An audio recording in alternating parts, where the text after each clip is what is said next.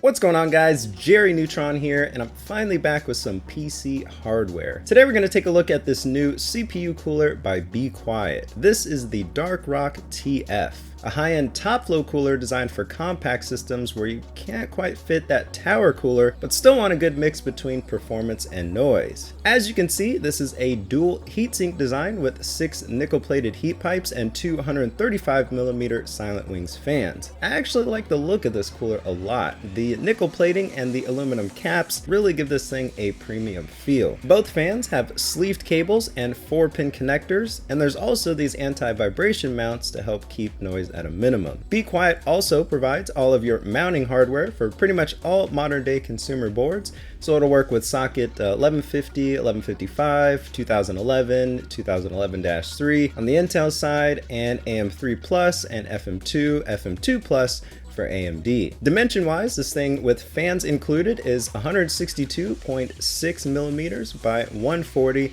by 130.8. So you aren't gonna go putting this thing into a small home theater PC case, but if you have like a cube shaped case that's wide and doesn't have a lot of height clearance, this may be something to consider. And just for comparison's sake, a Hyper 212 Evo is 159 millimeters in height. Moving on to the installation, the actual install process went fine for the most part. I do recommend removing your motherboard from the case though to make it a little bit easier. The one big issue I did have though is some of the heat pipes hang over the RAM slot closest to the CPU. Luckily I only have 2 sticks of RAM, so I was able to move them over one slot, but if you have a micro ATX board with all 4 RAM slots full, this may cause some problems for you. Also, rotating the cooler 90 degrees didn't work either because the cooler would block the first PCIe slot. Now in terms of RAM clearance, I have plenty of room with my G-Skill Airy sticks, although they are low profile. Somewhat taller RAM should be okay to use here too. And if for some reason you still have clearance issues, you can remove the lower fan, although Be Quiet only rates the cooler for 150 watt TDP with a single fan installed versus 220 watts with both installed. So anyway, with this thing in, let's check out the temps. Right now, this is installed on a 95 watt AMD A10 5800K, which is overclocked to run at 4.2 gigahertz at 1.41 volts at all times. I know it's not the greatest CPU, but that's okay because we're just comparing temps here. So at idle, we can see it was resting nicely at 42 degrees Celsius, which is not bad. As you can see, I had the same results with the Dark Rock Pro 3, and after about 25 minutes of Prime 95, the highest load temp I saw was 59 degrees Celsius. Also keep in mind that it's summertime here in Arizona where I live, so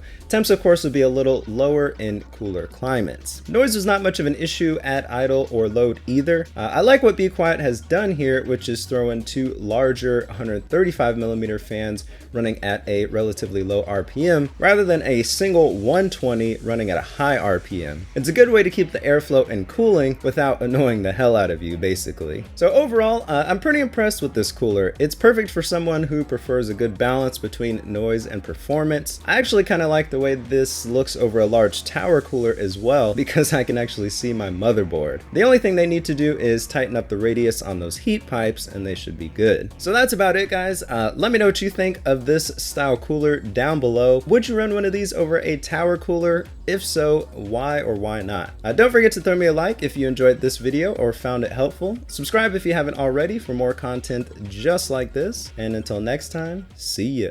If you've been interested in LG's new flagship device, then you may want to check this video out. This is the top 5 features of the new LG G4.